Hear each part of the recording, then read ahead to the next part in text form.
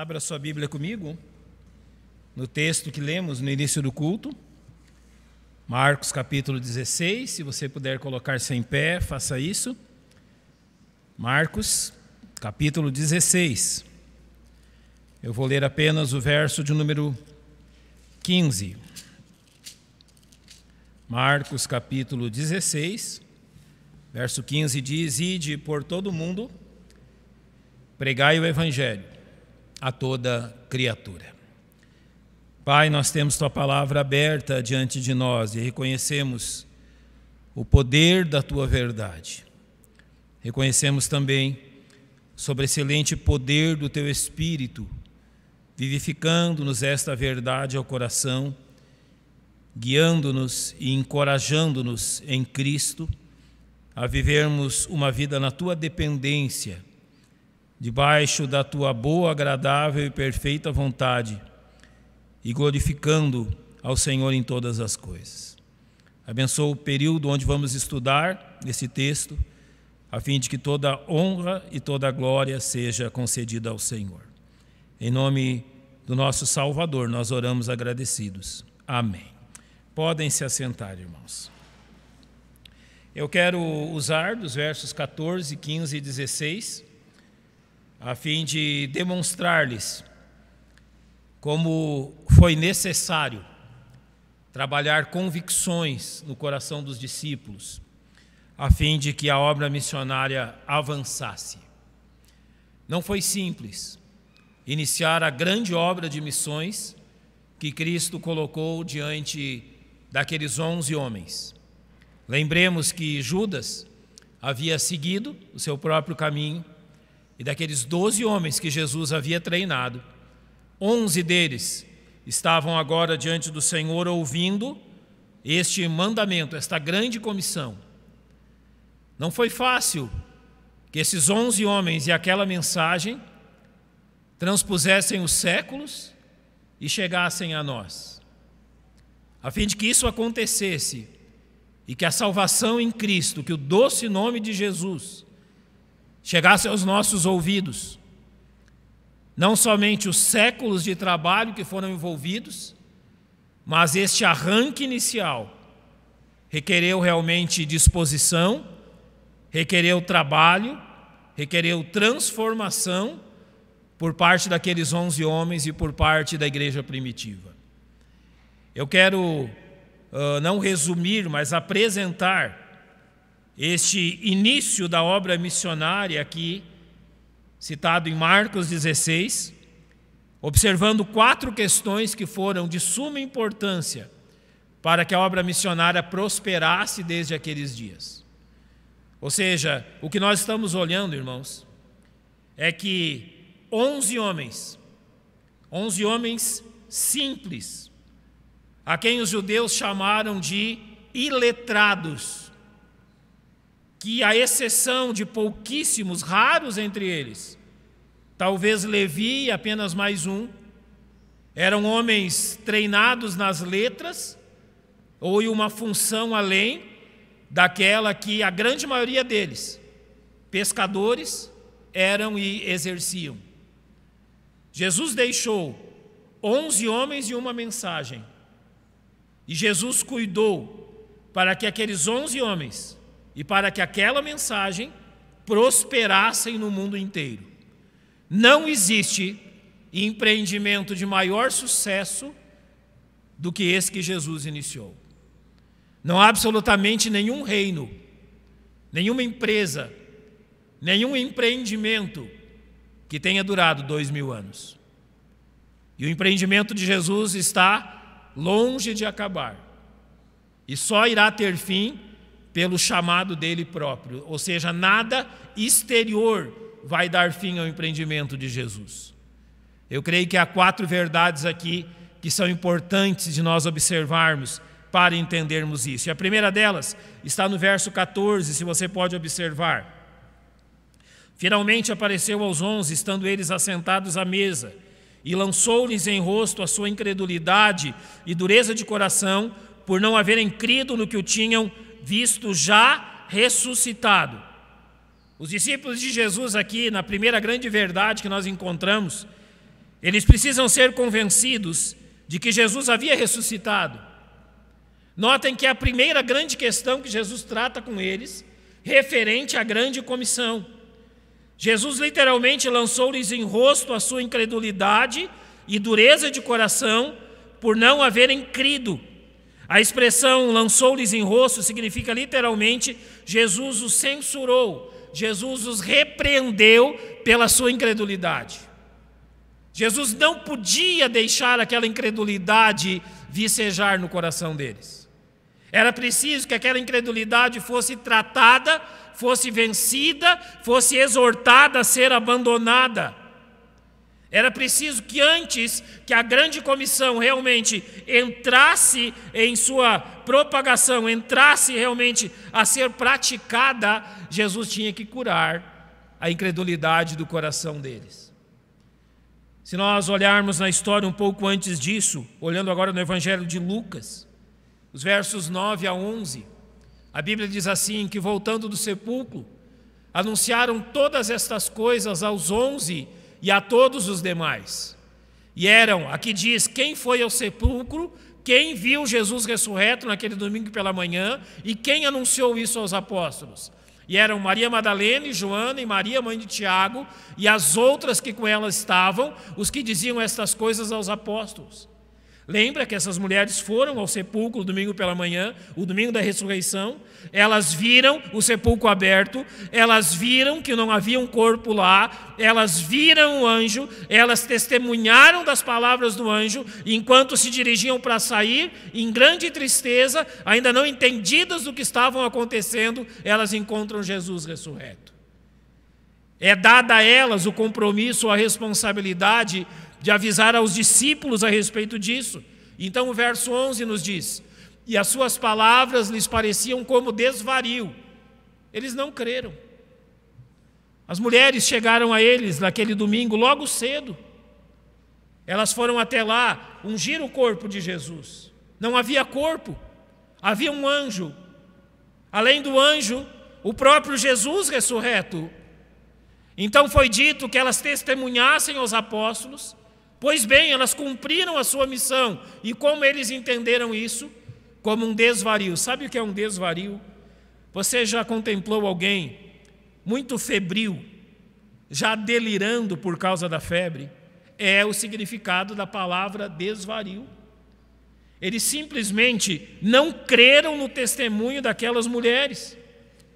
No mesmo capítulo 24, os versos 36 e 37 diz: e falando eles destas coisas, o mesmo Jesus se apresentou no meio deles e disse-lhes: paz seja convosco.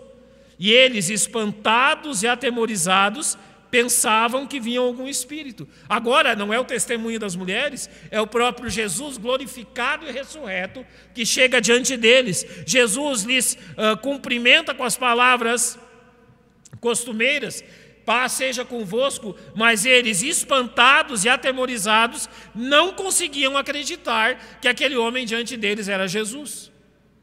Ainda aqui, com certeza, o efeito de toda a dor e tristeza que eles haviam enfrentado na última sexta-feira. Eles haviam contemplado, desde a quinta noite, o sofrimento, o julgamento e, na sexta-feira, a crucificação e a horrenda morte de Jesus. Sabe quando você está vazio já nas suas emoções, nos seus sentimentos?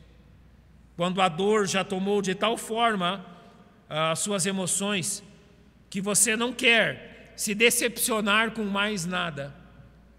Então, mesmo que mulheres venham e digam: ele ressuscitou, e mesmo que o próprio Jesus chegue diante deles, eles, espantados e atemorizados, pensavam que era outra coisa a não ser Jesus. Então os versos 40 e 41 dizem: e dizendo isto, mostrou-lhes as mãos e os pés, e não o crendo eles ainda por causa da alegria. Agora a incredulidade muda, porque eles estão alegres, eles estão entendendo o que aconteceu, e estando maravilhados, disse-lhes: tendes aqui alguma coisa que comer? É como se Jesus agora dissesse assim: vamos quebrar um pouco o gelo dessa circunstância que tão emotiva para vocês, e vamos fazer algo mais prático. Vocês têm alguma coisa de comer aí? para chamar eles de novo à realidade. Eles não conseguiam acreditar que era Jesus ressurreto diante deles. E esta foi a primeira questão que Jesus precisou firmar no coração dos discípulos, para então dar-lhes a grande comissão. Eles precisavam ter absoluta certeza que aquilo que os olhos deles estavam vendo, que aquilo que eles estavam contemplando diante deles, aquilo que as mulheres viram, aquilo que estava realmente acontecendo naquele momento era real, não era uma ilusão. Não era um sonho, não era uma visão, era absolutamente verdadeiro que Jesus, que havia morrido na cruz, estava ressurreto e diante deles. Esta foi a primeira grande questão que Jesus precisou alinhavar quando tratou da questão da grande comissão. Mas há mais coisas além disso. O verso 15 de Marcos 16 diz: e disse-lhes, ide por todo o quê? Por todo o mundo. Se você percebe, Jesus deu uma mensagem a 11 homens. Sim, há apenas 11 homens. Serão 12 quando Paulo se juntar com eles. Jesus diz para esses 11 homens para evangelizarem quem? O mundo. Jesus não estava sendo otimista demais. Ou Jesus talvez não estivesse pensando grande demais. Jesus não estava sendo um pouco exagerado nos seus propósitos. O empreendimento estava iniciando, nem bem ainda havia iniciado. A grande inauguração se daria dali algumas semanas, mas Jesus não estava pensando no seu empreendimento algo um pouco acima do poder daqueles 11 homens. Talvez é isso que eles pensaram. Mas havia algo além desta questão que incluía o mundo inteiro. O grande problema daqueles homens é que os 11 possuíam uma visão estritamente nacionalista. Eles pensavam apenas e somente em meios ou a respeito do seu próprio país. Nós vemos no desenvolver do Evangelho que uma das tarefas mais difíceis que a igreja primitiva, iniciada por aqueles homens, precisou aprender, foi que o Evangelho de Cristo precisava ir além das fronteiras pessoais deles mesmos. Jesus agora diz a eles que eles devem ir a todo mundo, mas eles estão pensando, sabe no quê? Na Judéia. Jesus está dizendo que a obra que ele está dando a eles ocupa e tem como alvo o mundo inteiro, mas eles estão pensando em Jerusalém. E uma prova disso é que em Atos capítulo 1, verso 6, quando Jesus está pronto para ser arrebatado aos céus, olha a pergunta que eles fazem a Jesus. Aqueles, pois, que se haviam reunido perguntaram-lhe dizendo: Senhor, restaurarás tu neste tempo o reino a Israel? Jesus estava pronto a ser admitido nos céus, e qual era a preocupação deles? Eles queriam saber se seria agora que Jesus venceria o Império Romano, que Jesus restabeleceria a liberdade em Israel, que Jesus tornaria Israel uma grande nação. Os olhos deles estavam apenas e somente aonde? No próprio país, na própria comunidade deles. Então Jesus vai ter que dizer no verso 7, olha, não vos compete saber tempos ou épocas que o Pai reservou para a sua exclusiva autoridade, ou seja, Jesus está dizendo, isso vai acontecer não agora, mas agora. Olha o que Jesus diz a eles: recebereis o poder do Espírito Santo que há de vir sobre vós, e ser-me-eis testemunhas, tanto em Jerusalém como em toda a Judéia e Samaria, e até os confins da terra. Jesus novamente expõe a eles até onde ia a obra a qual Jesus os estava chamando. Novamente Jesus expõe a eles até onde vai o propósito deles. Mas então houve um problema. A igreja primitiva, por alguma razão, não quis fazer isso. Os 7 primeiros capítulos do livro de Atos, você encontra a igreja em Jerusalém. Os 7 primeiros capítulos do livro de Atos, a igreja não quer saber dos confins da terra. A igreja primitiva estava preocupada unicamente consigo mesma, com seu próprio lugar, com a sua própria cidade, com seu próprio ambiente. A ordem de Atos 1:8 não foi cumprida. Então foi preciso que Deus agisse. Em Atos 8:1, nós vamos ler aquilo que Deus fez. E diz assim: E também Saulo consentiu na morte dele, de Estevão, e fez-se naquele dia uma grande perseguição contra a igreja que estava em Jerusalém. E todos foram dispersos pelas terras da Judéia e de Samaria, exceto os apóstolos. Sabe, eu lembro, alguns anos atrás, pastor José Infante pregando numa conferência missionária para nós, falando sobre missões. Ele usou uma expressão que me chamou a atenção e a qual eu não esqueci. Ele disse assim, que a igreja que não cumpre Atos 1:8 sofre aquilo que diz Atos 8:1. E é verdade. A igreja primitiva não atentou-se para cumprir Atos 1:8. Ide por todo o mundo, pregai o evangelho, Jerusalém, Samaria, até os confins da terra. O que foi preciso que Deus fizesse? Deus então os dispersa para que isso acontecesse. Então, o verso 4 do capítulo 8 diz o seguinte: mas os que andavam dispersos iam por toda parte anunciando a palavra. Literalmente, eles precisaram de um empurrãozinho.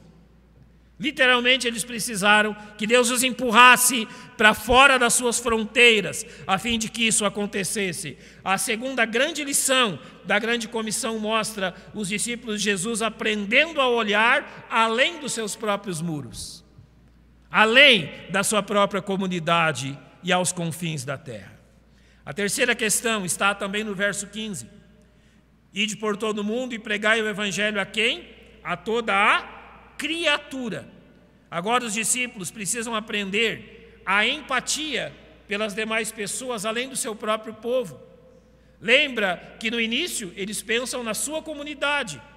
Eles estão pensando no seu próprio povo. A movimentação dos discípulos após a dispersão do capítulo 8, por exemplo, ainda no capítulo 8 apresenta Filipe pregando em Samaria. Lembra do fato com o eunuco da rainha de Candace.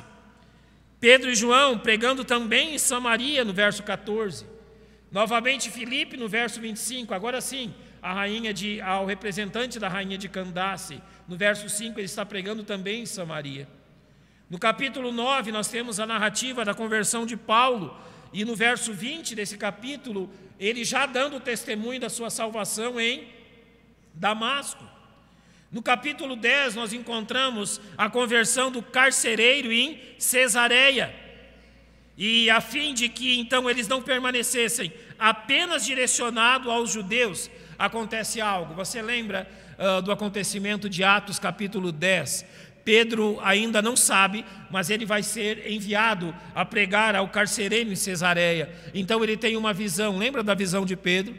Ele vê um lençol descendo e há diversos animais naquele lençol. E a ordem dos céus diz a ele: Pedro, mata e come. E você lembra da resposta dele? Eram todos animais imundos segundo a lei. Então Pedro diz: olha, Senhor, eu nunca comi nada imundo. Isso se repete algumas vezes, ele não está entendendo alguma coisa, o que exatamente está acontecendo, até que a voz lhe explica: Pedro, não faça imundo aquilo que Deus santificou. Então alguém vem a ele e avisa: olha, você precisa ir a Cesareia. Ele tem agora uma visão de que ele precisa ir a Cesareia e encontrar um homem lá. Ele vai e encontra o carcereiro e a família, o próprio carcereiro e a família do carcereiro então se convertem. É a primeira conversão de um gentio, mas ainda em terra judeia, ainda em terra israelita. Uma grande dificuldade que os discípulos e a igreja primitiva enfrentaram era que realmente Deus também estava disposto a salvar os gentios. Quando você chega ao capítulo 11 de Atos, versos 1 a 3 diz: e ouviram os apóstolos e os irmãos que estavam na Judéia que também os gentios tinham recebido a palavra de Deus. Subindo Pedro a Jerusalém, disputavam com ele os que eram da circuncisão, dizendo: entraste em casa de homens incircuncisos e comeste com eles. Havia uma barreira. Pedro foi lá ao carcereiro e pregou o evangelho. Para eles, mais importante que o evangelho eram as tradições deles. Eles não podiam entrar na casa de pessoas realmente gentias, não convertidas. Eles realmente exortam Pedro, admoestam ele em relação a isto. Mas quando Pedro começa a dizer-lhes realmente como o evangelho estava chegando aos gentios, é dito então E ouvindo estas palavras, apaziguaram-se e glorificaram a Deus, dizendo: na verdade, até os gentios Deus o arrependimento para a vida. Deus precisou abrir os olhos deles para entender que o Evangelho realmente era para toda a criatura, judeus e gentios. E foi então necessário que os discípulos de Jesus aprendessem que a obra missionária deveria alcançar todas as pessoas da terra, sem exceção e sem levar em conta qualquer privilégio. A terceira grande questão envolve, então, o Evangelho chegando a todas as pessoas. A quarta e última que eu quero citar está no verso 16, que diz: quem crer e for batizado será salvo, mas quem não crer será condenado. Notem que aqui nós tivemos 4 grandes perigos para que a obra missionária tivesse início. O primeiro deles, a incredulidade quanto à ressurreição de Jesus. Foi o primeiro grande perigo. O segundo grande perigo foi o fato que eles queriam manter o Evangelho realmente restrito a um lugar. O terceiro grande perigo, eles queriam manter o Evangelho restrito a algumas pessoas. E agora o quarto grande perigo é que eles queriam manter o Evangelho amarrado à lei de Moisés, ou seja, desprezando a graça de Deus. Mas a mensagem é: quem crer será salvo, quem não crer será condenado. Sabe, isso trouxe um problema muito grande para a igreja primitiva. Quando a igreja começa a pregar o Evangelho, em Atos 15, verso 1, demonstra isso, dizendo: então alguns que tinham descido da Judéia ensinavam assim os irmãos: se não vos circuncidardes conforme o uso de Moisés, não podeis salvar-vos. A mensagem agora de Cristo estava sendo misturada com a mensagem legalista da lei. E agora eles estão dizendo que vocês precisam crer em Jesus, mas precisam também guardar a circuncisão e a lei se desejam ser salvos. Nós entendemos que não era simples para o povo judeu abandonar um sistema que eles seguiam há tantos séculos. O Evangelho trazia tantas e maiores verdades para eles, mas com uma única exigência: crer em Jesus Cristo. Sabe, irmãos, foi preciso que houvesse um concílio, para que então nesse concílio ficasse decidido que a mensagem do Evangelho era única. Atos capítulo 15, verso 11 diz: mas cremos que seremos salvos pela graça do Senhor Jesus Cristo, como eles também. O quarto grande perigo foi a infidelidade à pregação do Evangelho. Sabe, se eles tivessem aceitado que o Evangelho fosse misturado à lei, o cristianismo teria se tornado apenas mais uma seita judaica naquele lugar praticamente perdido. Se eles não tivessem realmente mantido a sua convicção quanto à fé em Cristo como única condição da salvação, os judaizantes teriam vencido e o Evangelho não passaria dali. Mas graças a Deus que Deus lhes deu o discernimento necessário e que eles obtiveram também vitória quanto a isso. Agora eu quero tomar essas 4 questões e aplicá-las também a nós. Você bem viu o primeiro perigo, o perigo da incredulidade quanto à ressurreição. O segundo perigo, o perigo de realmente manter o Evangelho apenas a um determinado povo. O terceiro perigo, o perigo de manter o Evangelho apenas a determinadas pessoas, não é? A segunda, a um lugar; em terceiro, a pessoas. E a quarta, o perigo de manter o Evangelho atrelado à lei de Moisés. Eu creio que essas 4 coisas, elas também podem ser aplicadas a nós da seguinte forma. Primeiro, em respeito da ressurreição do Senhor Jesus Cristo e a sua relação com a obra missionária. Irmãos, em Mateus 28, 18 e 19, vocês conhecem bem, a Bíblia diz: chegando-se Jesus, falou-lhes dizendo: é-me dado todo o poder no céu e na terra. Portanto, ide, fazei discípulos de todas as nações. Aonde é baseado, ou no que se baseia, o poder destinado à propagação do Evangelho nesse mundo? A obra missionária, ela está completamente baseada em algo. E este algo é aquilo que Jesus apresenta em Mateus 28. É-me dado todo o poder. A palavra poder ali é poder delegado. Alguém lhe concedeu esse poder. E esse poder citado em Mateus 28 é o mesmo que Paulo cita na carta aos Filipenses, dizendo que ao nome de Jesus se dobrará todo o joelho nos céus e na terra. Sabe, a base da obra missionária, a base da pregação do Evangelho é a ressurreição de Jesus Cristo. Se Jesus não tivesse ressuscitado, a obra missionária não teria poder algum para avançar. É por isso que Jesus precisou deixar claro e de forma realmente muito clara aos discípulos, sem dúvida, que ele havia ressuscitado. A obra missionária, ela começa agora com a grande comissão de Cristo, e ela não ocorre no Velho Testamento por uma coisa muito simples. No Velho Testamento não havia essa base de poder para que a obra missionária se expandisse. Por que a grande comissão não foi dada em lugar algum do Velho Testamento? Por que não há missões no Velho Testamento? Por que não há obra missionária no Velho Testamento? Porque não havia uma base de poder na qual ela pudesse vencer a incredulidade dos homens e se expandir. Apenas a ressurreição de Jesus deu à obra missionária o poder que ela tanto carecia. Aonde está o poder dos quais os missionários se revestem? Aonde está o poder das quais os pregadores do Evangelho se revestem? Jesus diz: é-me dado todo o poder no céu e na terra. E é tendo por base este poder de Jesus que a obra missionária expande. Então a obra missionária não é realizada no nosso poder, mas no poder da ressurreição de Jesus Cristo. Poder que foi lhe dado, outorgado por Deus, e um poder que não pode ser vencido por absolutamente ninguém. Esta é a razão porque eu comecei dizendo, Jesus começou o seu empreendimento com 11 homens, a maioria deles iletrado.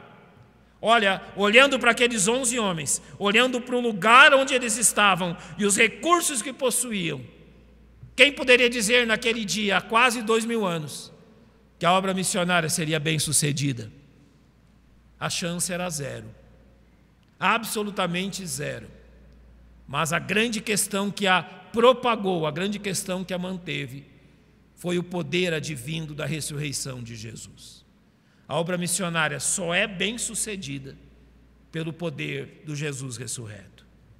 A segunda questão é que os discípulos precisavam de uma visão, que a obra que estava na mão deles ia além daquilo que os seus olhos podiam contemplar. Foi necessário que eles fossem capacitados a enxergar as necessidades dos outros povos ao seu redor e daqueles que habitavam nos confins da terra. Lembra Mateus 9, quando Jesus observa aquele povo perdido, sem pastor. Jesus se compadece deles, então Jesus diz aos seus discípulos: a ceifa é realmente grande, mas poucos os obreiros. Rogai, pois, ao Senhor da ceifa que mande obreiros para a sua colheita. Quando eles perguntaram a Jesus sobre isso, ele disse: olha, a ceifa é o mundo. As pessoas todas deste mundo, prontas para serem colhidas pelo poder do Evangelho. Mas olha, para que isso aconteça, os olhos de vocês precisam ir além daquilo que vocês enxergam. Notem que Jesus deu a eles um poder, além do que imaginavam. Agora Jesus dá a eles uma visão, além daquilo que está diante dos olhos deles. A obra missionária só prosperou porque eles olharam além daquilo que os seus olhos enxergavam. Sabe, irmãos, uma das grandes razões porque a obra missionária tem declinado em tantas e tantas igrejas é que muitos crentes têm olhado apenas e somente para o seu próprio reduto, para as suas próprias questões, para o seu próprio povo, para o seu próprio bem-estar, para o seu próprio conforto dentro da igreja. Muitos crentes têm agido como os judeus. Vamos manter todas as coisas aqui entre nós mesmos. Por que expandir além dessas paredes? Por que expandir aos povos além daquele que está aqui? Esse egoísmo, por parte de muitos crentes, tem realmente enfraquecido a obra do Senhor. ao pensarem apenas em si mesmos, ao pensarem apenas em suas próprias questões. Talvez só agora alguns descobriram que haviam missionários cristãos no Afeganistão. Creio que a maioria dos crentes ignorava esse fato, que num lugar onde havia tanta guerra, também havia servos de Deus pregando. Eu fui atrás para descobrir por que isso, e a razão é que de 1996, até 2001, esse grupo que agora tomou o poder no Afeganistão, eles estavam no poder até o ano de 2001. De 2001 a 2021, 20 anos, os missionários tiveram a oportunidade de pregar o Evangelho naquele lugar. Você acha que a igreja que enviou esses missionários ao Afeganistão estava olhando apenas para o seu próprio umbigo? Você acha que a igreja que enviou esses missionários por 20 anos ao Afeganistão pensava apenas no seu próprio conforto? Eles viram uma oportunidade e a usaram. Eles não sabiam por quanto tempo a oportunidade estaria aberta. Foram 20 anos. 20 anos onde almas foram salvas. Almas que esses irmãos encontrarão no céu. Foi por não olhar apenas para si mesmos que eles realizaram isso. A terceira questão envolve o fato que a obra missionária vê a todas as pessoas em suas necessidades urgentes de conhecer, na sua necessidade urgente de conhecer a salvação em Jesus Cristo. Esta é a razão de esforço no envio de missionários aos confins da terra. Sabe, é interessante também, já que entramos na causa muçulmana e na causa árabe, perceber quantos missionários sabemos que estão na região do Oriente Médio, pregando o Evangelho de forma quase subterrânea, pregando o Evangelho de forma quase secreta, ao risco de suas próprias vidas, de suas famílias, enquanto anunciam Jesus a um povo que despreza Jesus. A semelhança daquilo que ouvimos do pastor Carlos pregando sobre Jonas. Jonas desprezava os ninivitas, porque 100 anos antes os ninivitas tinham arrasado o povo dele.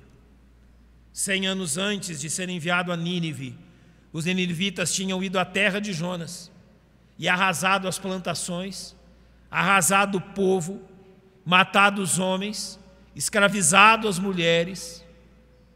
Durante muitos e muitos anos, a terra de Jonas esteve em miséria por causa daquilo que fizeram os ninivitas. Quando Deus então manda Jonas pregar aos ninivitas, é como se Jonas estivesse entendendo que Deus estava sendo sarcástico. Senhor, a quem mesmo? Aos ninivitas? Será que o Senhor sabe que povo é aquele? Será que o Senhor sabe o que esse povo fez com o meu povo? E agora o Senhor quer que eu vá lá e pregue para que eles se arrependam e para que o Senhor não os castigue? Senhor, a coisa que eu mais quero é que o Senhor castigue aquele povo. Deus teve que ensinar uma dura lição a Jonas.